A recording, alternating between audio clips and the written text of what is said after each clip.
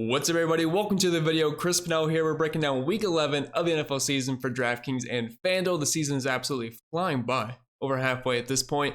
We'll be talking cash games and stacks for tournaments, going position by position, breaking it all down. If that sounds good to you, do me a favor, make sure you leave a like down below, subscribe to the channel if you're brand new. Let's dive right into it. And as always, we'll start with the quarterback position. And I gotta be honest, I don't think it's really a slate where there's a standout cash game lock quarterback this week. Now, I do think it's going to be similar to last weekend in week 10, where I was like, well, I think Brock Purdy's probably the guy I'm going to lean to in cash games this week. And I would say the same. Once again, this game features a 48-point over-under. They have the highest implied team total in the slate at 27.5. And Brock Purdy's been just fine for fantasy purposes this year, averaging 275 passing yards per game. The touchdowns aren't as great this year at 1.3, but he's run the ball a little bit. 25 rushing yards per game. I mean, it's okay. He's not Lamar Jackson, but he's not priced like Lamar Jackson. And this offense is just incredible. There's great pieces everywhere. McCaffrey out of the backfield, probably the best tight end in football right now, George Kittle. Deebo Samuel. Jennings looks like a stud every single time Brandon Ayuk's not playing, and obviously he's not playing once again. So I don't see any reason not to like Brock Purdy. Prices, it's getting closer to 7K, but it's not quite there yet. He still projects really well for me for the price point.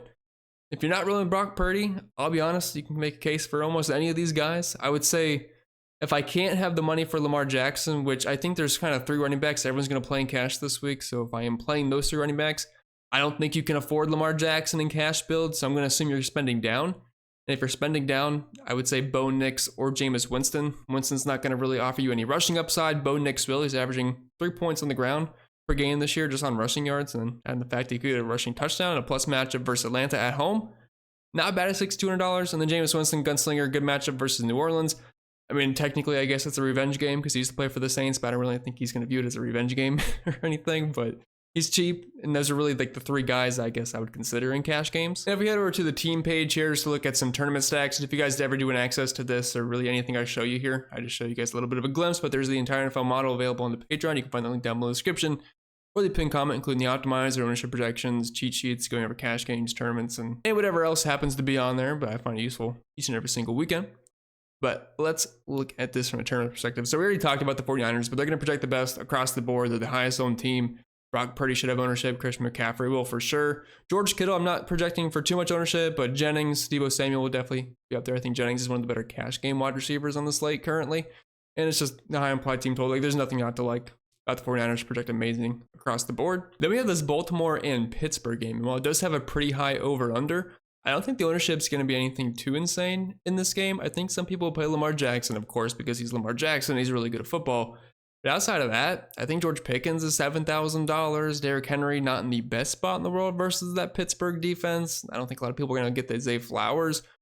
So really, this could be a decent spot to get some lower owned plays in what should be a high scoring game. And Baltimore's defense is just absolutely terrible this season, especially through the air. So Russell Wilson, George Pickens, you could run it back with anybody you want on Baltimore if you wanted to. You don't have to do that, but I don't think it's a bad route to go in tournaments. I know it feels really gross playing Russell Wilson in big 2024, but he's below 6K. I got him projected for close to 18 points.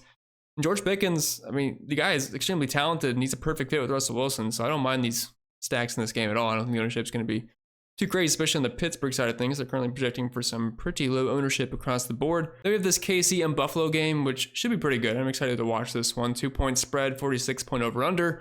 Buffalo Bills slight favorites here, playing at home, which I guess is understandable. But both teams, they have players that I have interest in. I'm not overly excited about stacking the game up, if that makes sense, but they have individual pieces that I do like. And for Buffalo, I really like Khalil Shakir in this game. We'll have to see what the news is going to be on Amari Cooper. If he happens to be out, that's a big bump to Shakir once again, even though obviously didn't have a huge game last week. I ended up getting close to 60 yards, I believe, but it wasn't anything too spectacular. But Josh Allen looks good individually. Not too interested in playing Patrick Mahomes, but DeAndre Hopkins, Travis Kelce, Kareem Hunt, all viable options. And I say that I feel like I should like Patrick Mahomes more, but he's just not really projecting that well for me. I'm not like super excited about him, but I like the individual pieces in that game. Seattle is just kind of the contrarian pieces compared to San Francisco in the same game. Like, people are going to play San Francisco, but I really don't think they're going to play too much of Seattle. They should be trailing, playing from behind, and Geno Smith with DK Metcalf or JSN or whatever it may be.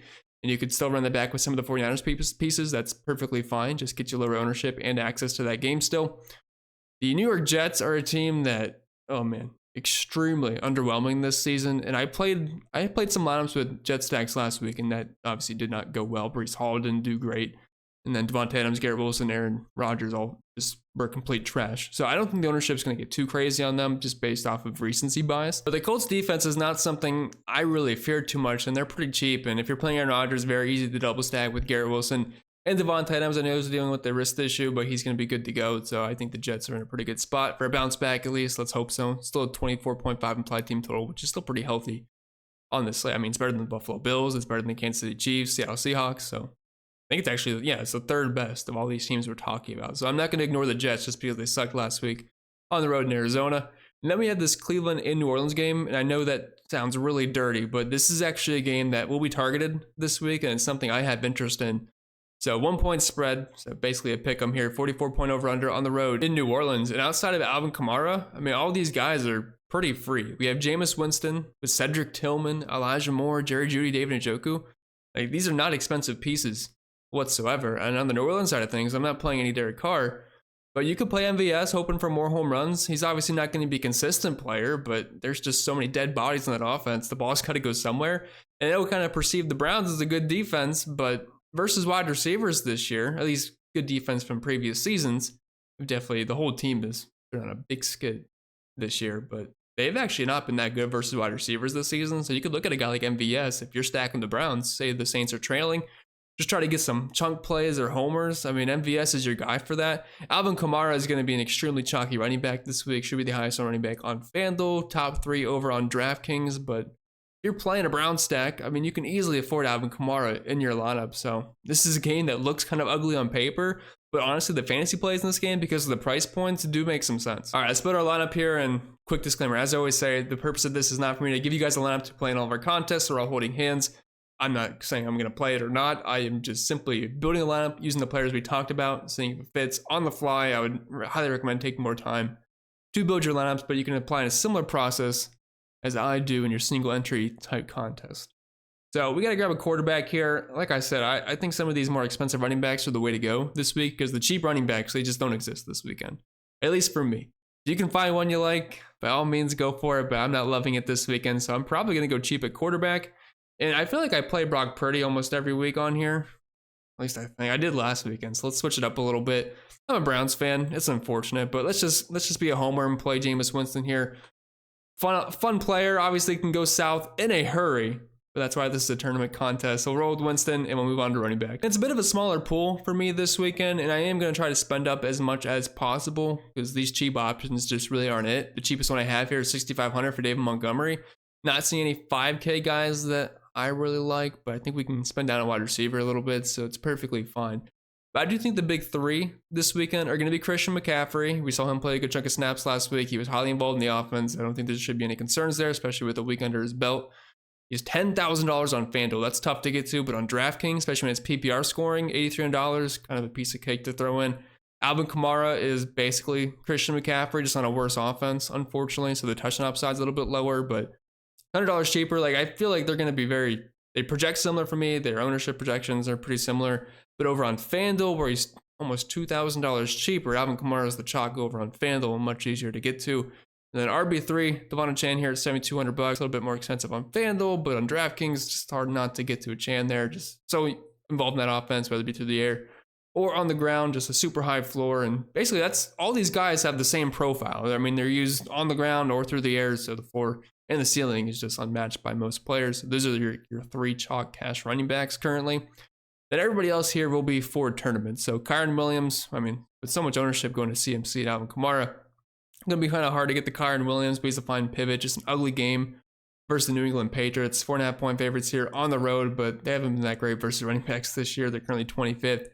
Versus the position, Kyren's about as solid as it gets. Did not get into the end zone in the last game, I believe, but so just one of the most likely candidates to get into the end zone each and every single weekend. Breece Hall, hopefully he can bounce back, as hopefully the entire Jets offense can. 4 point favorite here versus the Colts. They've been bottom half of the league. Versus running backs as well. And he profiles pretty similar as the other guys, where he's just in both of the areas and on the ground. Floor is usually pretty high most weekends. Jahmyr Gibbs and David Montgomery, will kind of lump them together. Both guys do get similar opportunities per game this year. Jahmyr Gibbs is currently at 17.6, David Montgomery at 15.8. I would say it's pretty likely at least one of these guys gets into the end zone, if not both of them, maybe multiple times. 30.5 implied team total at home here for Detroit, 13.5-point favorites. I would say it's really likely at least one of these guys gets into the end zone, maybe even multiple times.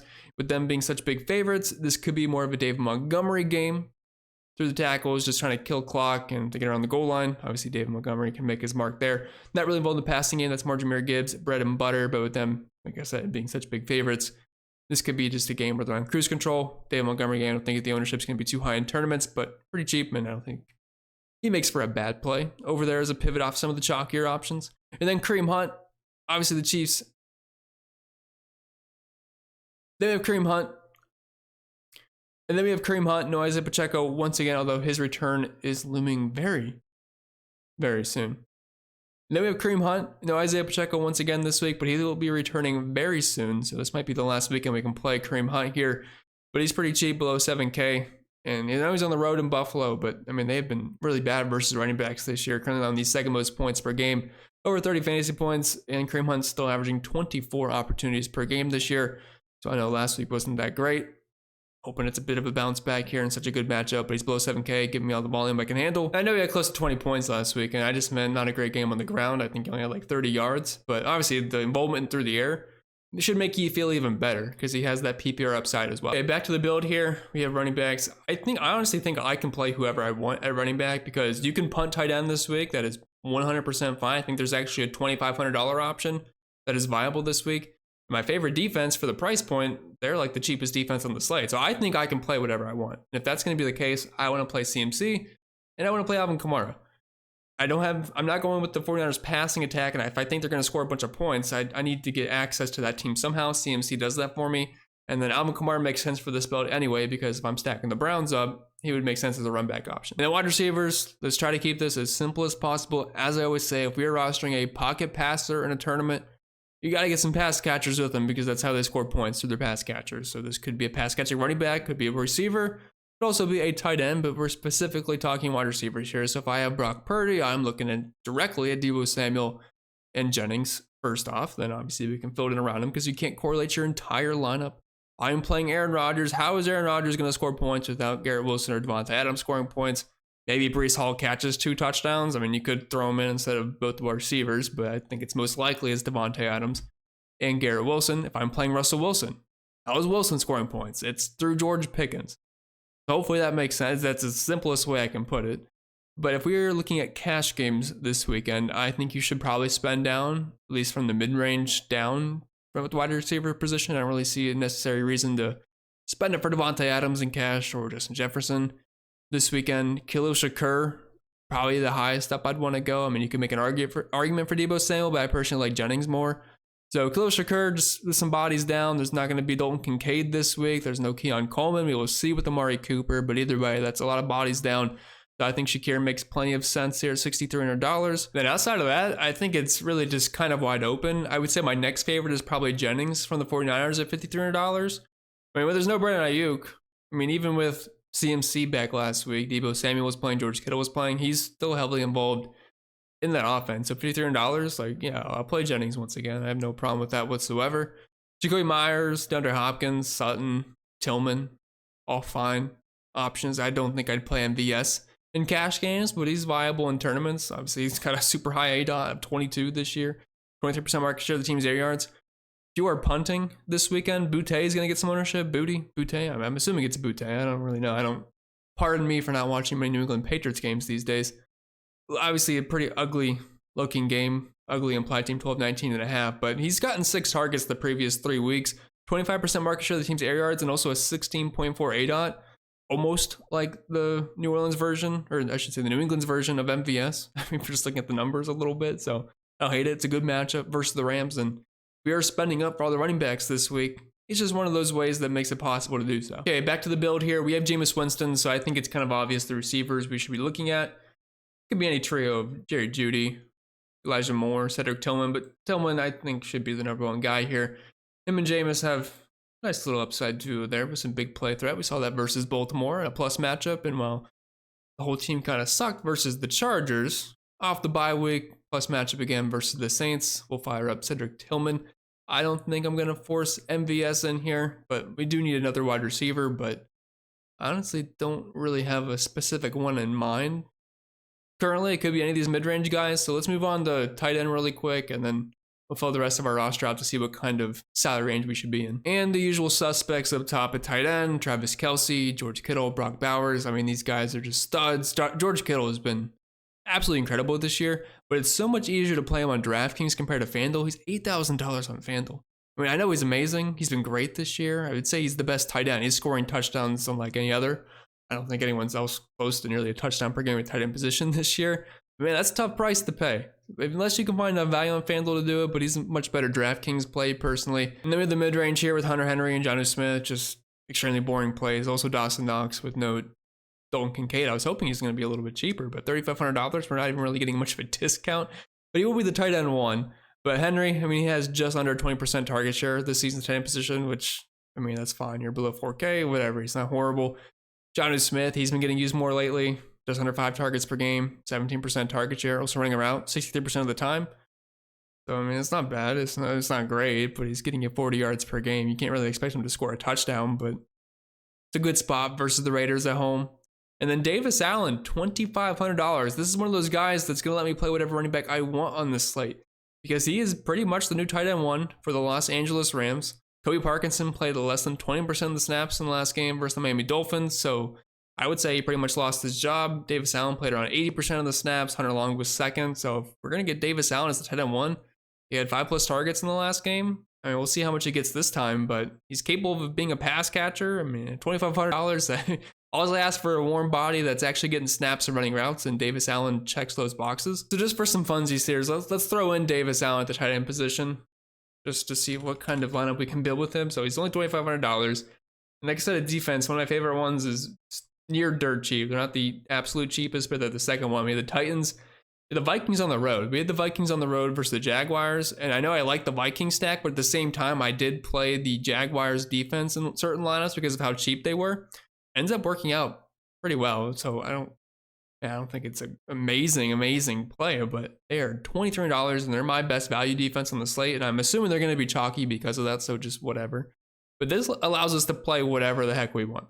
So we have just under $6,000 for the remaining 3 spots. If I wanted to go the 3 running back route and play Devon Achane, we still have $5,300 left, which is perfectly fine because I already mentioned there's several mid-range wide receivers that I really like on this slate.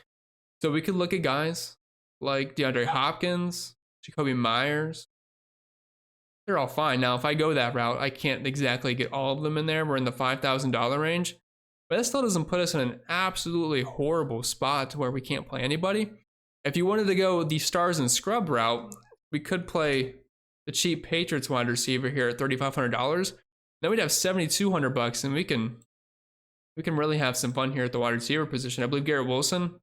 Yeah, you can take your pick of Devontae Adams or Garrett Wilson. You have George Pickens here, Deebo Samuel, Zay Flowers. But honestly, I don't hate the roster construction. If you wanted to go running back heavy, this is one way to do it. So we have Jameis Winston stacked with Cedric Tillman. You ran it back with Alvin Kamara, but it's mainly just us getting all the best running back plays with CMC, Kamara, and Devon Achane. We punted tight end and defense, and you can play whatever at the wide 3 spot. And like I always say, apply this to your own favorite plays. Like I could make a very similar lineup with just different makeup of it. Like if I wanted to go the Brock Purdy route, we could easily just go with, say, Jennings here. We'll play George Kittle for the double stack. If we wanted to run it back, we could, but I don't think it's something that's absolutely necessary. We can still play the same defense. We obviously can't play Davis Allen, so we might not be able to go completely crazy at the running back position, but I'm not going to play CMC in this one, but if I still wanted to play Alvin Kamara, I could do that, or just to save a little bit more money, we could go Devon Achane, say Kareem Hunt, which is another guy that I really like. And that would save a little bit of extra money there. We could still play Cedric Tillman if that was someone you really wanted to get to this weekend. We have $5,300. Maybe play Khalil Shakur at $6,300. Then you'll have $4,300, which is fine. Like we can obviously finagle a couple of things around to get the guy you want. Elijah Moore is down there, a little bit cheaper. You could go with the Patriots guy once again and maybe upgrade something else. But it's just like the same process, just with the different teams. So it's very interchangeable. Just use your own favorite plays and you can make something work. And like usual, it's on the optimizer here to see who is populating the most. As of right now, we're going to throw some quick settings on there, remove the ownership projections, So just do 10% randomness. We're going to remove tight end from the flex spot. And if we want to do quick position stack, as I always say, if you have a rushing quarterback like Lamar Jackson, you don't have to force stacks, but just for some time's sake, we're going to do this for every single team. But obviously, if you were actually building 20 max or 150, I would specify exactly how you want to do this. We're going to save that here. Let's just crunch a quick 20 and we'll see what happens. And there we have it. So let's see which players are populating here. And yeah, a ton of Brock Purdy, a lot of Devon Chan, Jennings, which, I mean, if we have a lot of Purdy, if we're forcing in a stacking option, yeah, Jennings. Butte, Dolphins defense higher than I thought, but there's the Titans defense, which doesn't surprise me. Alvin Kamara, Tillman, MVS getting pumped in a lot. But yeah, like I said, the big three running backs, they're getting jammed in. It's pretty easy to do so. If we look at our first lineup here, so we have Brock Purdy with Jennings, and I didn't force a run back, but we do have Kenneth Walker there in the flex spot with CMC as well, Tillman. Yeah, like it's all guys we talked about. So I would fully expect most of these guys you see at the top of the list to be some pretty chalky options this weekend. Now, obviously, we're not all using the same set of projections, but you know, there's Davis Allen sneaking his way up there, Jacoby Myers, Khalil Shakur, and you're not really seeing any expensive wide receivers. And while you know some people will try to force in a couple of them, it does really seem like a week where it's going to be the cheaper to mid-range quarterbacks, the beefy running backs, the cheaper side wide receivers, and then tight ends kind of a free-for-all, but that's how it usually is. And if we check the teams here, I'm assuming, yeah, San Francisco at the top, Miami, which is probably a lot of the defense, and then really just a Chan. Maybe some Jonnu Smith getting mixed in, New Orleans, New England, Cleveland, KC. So yeah, everything looks pretty much how you would expect it, to be honest. With that being said, that's all I got for you guys this week, so hope you enjoyed. And if you did, even if you didn't, make sure you leave a like down below. Subscribe to the channel if you're brand new. If you have any questions, comments, concerns, leave them down below. I'm more than happy to answer them. But I wish you all the best, and I'll see you all next time.